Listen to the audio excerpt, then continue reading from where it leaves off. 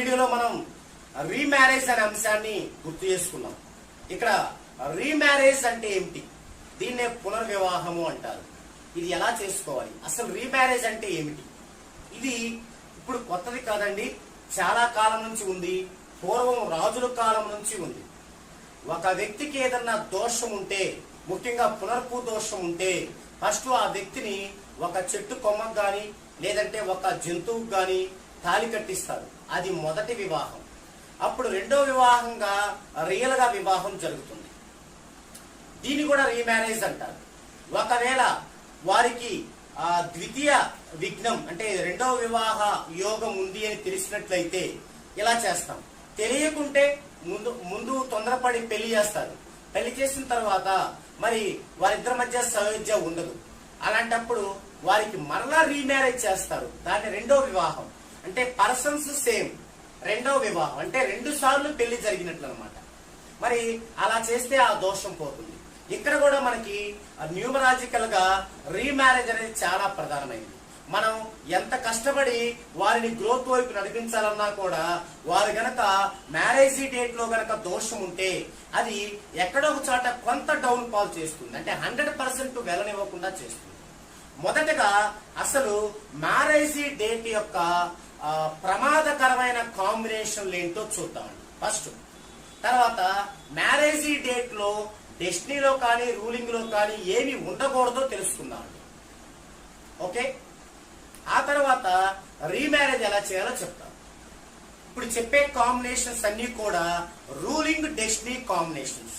For example marriage కనుక 5-10-2021లో జరిగిందనుకోండి.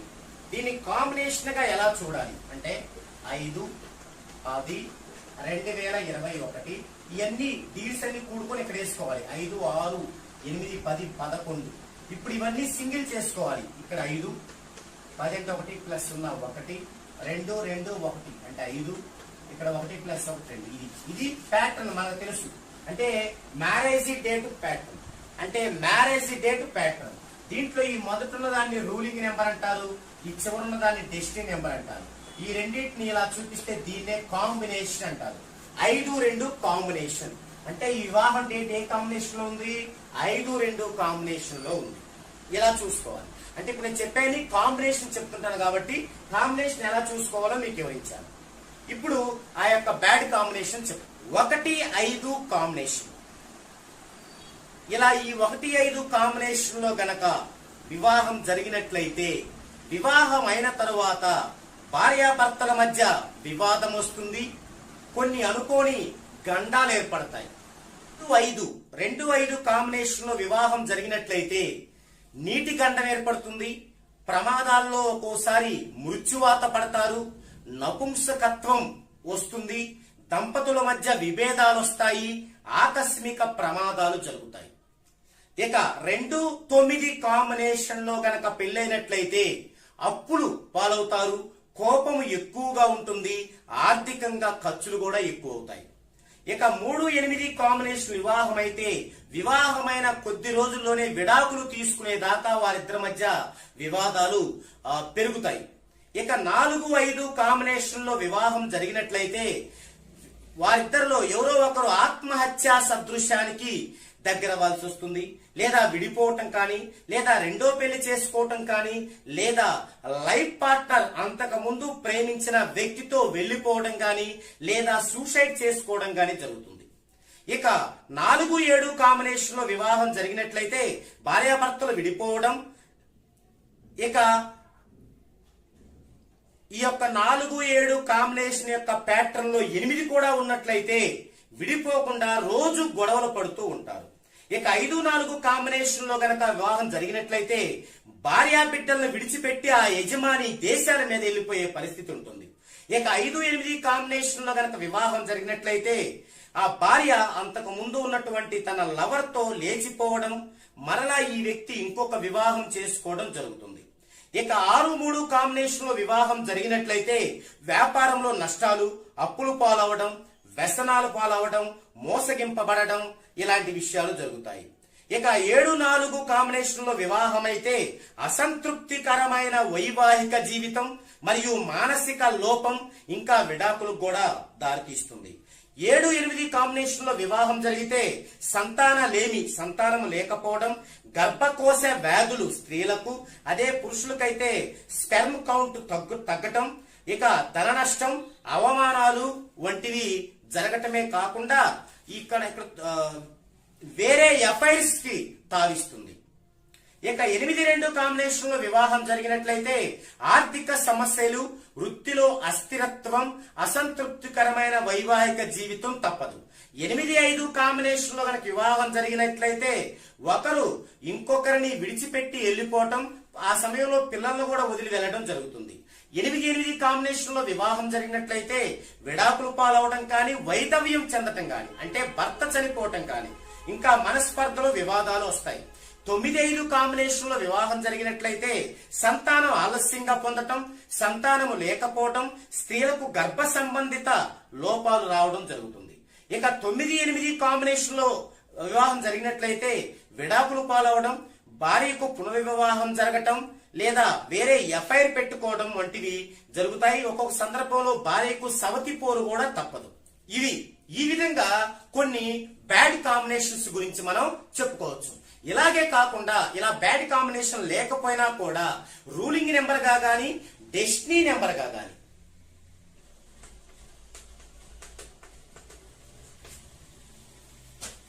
Ruling అంటే వివాహం డేట్ లో రూలింగ్ నెంబర్ గా గాని, డెస్టినీ నెంబర్ గా గాని ఈ యొక్క 2, 4, 5, 7, 8 వచ్చినట్లయితే అది కూడా మంచి వివాహ డేటు కాదు.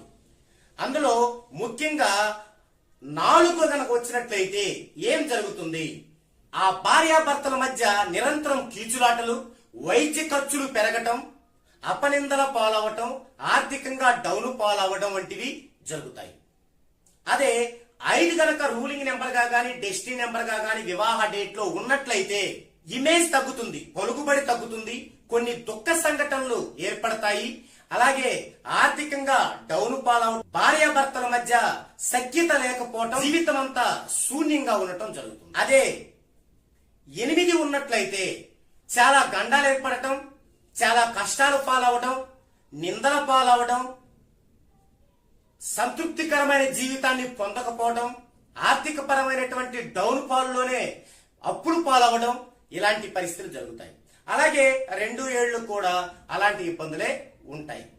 ఇక కొన్ని డేట్ ఆఫ్ బర్త్లు, కొన్ని ప్రత్యేకమైన కాంబినేషన్ లో ఉన్న డేట్ ఆఫ్ బర్త్ల వారు అసలు వారి యొక్క డెస్టినీ కొన్ని నెంబర్లు వచ్చినప్పుడు అసలు చేసుకోకూడదు. ఆ లిస్ట్ ఏందో మీకు చూపిస్తాను. ఇప్పుడు ఒక పర్సన్ యొక్క డేట్ ఆఫ్ బర్త్ కాంబినేషన్ అంటే డేట్ ఆఫ్ బర్త్ ని మనం ప్యాటర్న్ గా మార్చుకొని ఆ డేట్ ఆఫ్ బర్త్ లో రూలింగ్, డెస్టినీ గనక తీసుకుంటే ఈ కాంబినేషన్స్ ఉంటే 1, 1, 2, 2, 3, 3, 4, 4, 5, 5, 6, 6, 7, 7, 8, 9, 9 అంటే 1 ruling, 1 destiny, 2 ruling, 2 destiny.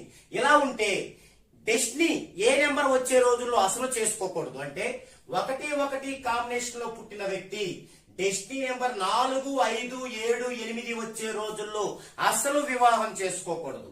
2, 2 combination లో పుట్టిన వ్యక్తి డెస్టినీ నెంబర్ 2, 4, 5, 8, 9 వచ్చే రోజుల్లో అసలు వివాహం చేసుకోకూడదు.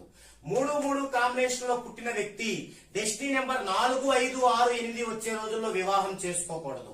4, 4, 5, 5 కాంబినేషన్ లో పుట్టిన వ్యక్తులు డెస్టినీ నెంబర్ 4, 5, 8 వచ్చే రోజుల్లో అసలు వివాహం చేసుకోకూడదు. ఇక 6, 6 కాంబినేషన్ లో పుట్టిన వ్యక్తి డెస్టినీ నెంబర్ 3, 4, 5, 8 వచ్చే రోజుల్లో అసలు వివాహం చేసుకోకూడదు. నెక్స్ట్ 7, 7 కాంబినేషన్ లో పుట్టిన వ్యక్తి డెస్టినీ నెంబర్ 4, 5, 7, 8 వచ్చే రోజుల్లో అసలు వివాహం చేసుకోకూడదు. 8, 8 కాంబినేషన్ లో పుట్టిన వ్యక్తి డెస్టినీ నెంబర్ 4, 5, 8 వచ్చే రోజుల్లో వివాహం చేసుకోకూడదు. 9, 9 కాంబినేషన్ లో పుట్టిన వ్యక్తి డెస్టినీ నెంబర్ 2, 4, 5, 8 వచ్చే రోజుల్లో అసలు వివాహం చేసుకోకూడదు. ఇది మ్యారేజ్ చేసుకునే విషయంలో ఈ జాగ్రత్తలు తీసుకున్నట్లయితే మనం క్రితం వీడియోలో చెప్పినట్లు అన్ని విషయాల్లో వ్యాపార పరంగా గ్రోత్ లోకి వెళ్ళినప్పటికీ అప్పుడు మ్యారేజ్ పరంగా మరలా చూడాల్సిన అవసరం ఉండదు. లేదంటే దాన్ని మరలా మనం రీమ్యారేజ్ గా మలుచుకోవాలి. ఇప్పుడు ఇలా గనక జరిగాయనుకోండి, వారికి మనం ఎంత చేసినా 100% రీచ్ అవ్వదు. 70%, 60%, 80% ఉంటారు. వారికి మనం రీమ్యారేజ్ జరిపించాలి. రీమ్యారేజ్ ఎలా జరిపించాలి అంటే వారికి వారి యొక్క లైఫ్ పార్ట్నర్ కి వీరికి ఇద్దరికి కోయిన్సైడ్ అవుతూ ఇప్పుడు చెప్పిన ఈ కాంబినేషన్లు ఏవి టచ్ అవ్వకుండా వారి హార్మోనిస్ టచ్ అయ్యేటువంటి ఒక బలమైనటువంటి డేట్ ఆఫ్ బర్త్, బలమైనటువంటి మ్యారేజీ డేట్ ని వారికి ఇవ్వడం జరుగుతుంది. అయితే ఆ మ్యారేజీ డేటు సాంప్రదాయక పద్ధతిలో కూడా మ్యారేజీ డేట్ గా ఉంటుంది. సాంప్రదాయక పద్ధతిలో ఏ మ్యారేజీ డేట్లు ఉన్నాయో ఆ మ్యారేజీ డేట్స్ లోనే వీరికి అన్ని న్యూమరాలజికల్ గా సరిపడేలాగా ఒక మ్యారేజ్ డేట్ ఇవ్వడం జరుగుతుంది. అది ఇచ్చి వారితో మనం దేవుడి కళ్యాణం జరిపించుకోమని చెప్తాం. దేవుడి కళ్యాణం అంటే ఇప్పుడు శ్రీరామనవమికి దేవుడి కళ్యాణం జరిపిస్తారు, అది అందరికీ తెలుసు. కానీ అలా కాకుండా చాలా ప్రాంతాల్లో వారి మొక్కుబడి ప్రకారం అనుక్షణం ఎప్పుడైనా సరే దేవుడి పెళ్లి జరిపిస్తూ ఉంటారు. అలా జరిపిస్తూ వీరు పీటల మీద కూర్చుంటారు దంపతులు. కొన్ని చోట్ల చాలా ఎక్కువ మంది కూర్చుంటారు. ఇప్పుడు దేవుడి పెళ్లి జరిపిస్తే ఏం జరుగుతుందంటే మనం జనరల్ గా పెళ్లి జరిపినట్టుగానే ఆ తంతంతా కూడా పురోహితులు నిర్వహిస్తారు మొత్తం. ఆ తంతంతా వీరు భార్యాభర్తలు పీటల మీద కూర్చొని వారికే ఆపాదించుకుంటారు. అందుకు ఒక పదం ఉంటుంది, అదే మామ. అంతా అయిపోయిన తర్వాత మామ అనుకుంటే చాలు, అదంతా వారికే ఆపాదించబడుతుంది. అప్పుడు ఫైనల్లో మాంగళ్యం తంతున అనే మంత్రం వచ్చినప్పుడు వీరిద్దరూ రింగులు మార్చుకోవటం గాని లేదా పూలదండలు మార్చుకోవటం గాని జరిగితే అదే వారికి ఆ క్షణం నుంచి మ్యారేజ్ డేట్. ఇదే రీమ్యారేజ్ అంటే. ఈ విషయాన్ని భార్యాభర్తలు మూడో వ్యక్తికి చెప్పాల్సిన అవసరమే లేదు, ఒక పురోహితుడు తప్ప. కాబట్టి ఇంత ఈజీగా ఉంటది. చాలా మంది రీమ్యారేజ్ పునర్వివాహం అనగానే చాలా గిల్టీగా ఫీల్ అవుతుంటారు. ఏం కాదండి, చాలా జనరల్ విషయం అది. సో ఇది ఈ విధంగా మ్యారేజ్ డేట్ కనుక కరెక్ట్ గా లేకపోతే మనం రీమ్యారేజ్ చేసుకొని రీమ్యారేజీ జరుపుకోవడం వల్ల ప్రతి సంవత్సరం ఆ రీమ్యారేజీ డేట్ నే మ్యారేజీ డేట్ గా యానివర్సరీ జరుపుకోవడం వల్ల ఆ యొక్క దోషం పోయి పాజిటివ్ వస్తుంది. అప్పుడు వ్యాపారంలో కూడా దాని యొక్క దోష ప్రభావం అనేది ఉండదు.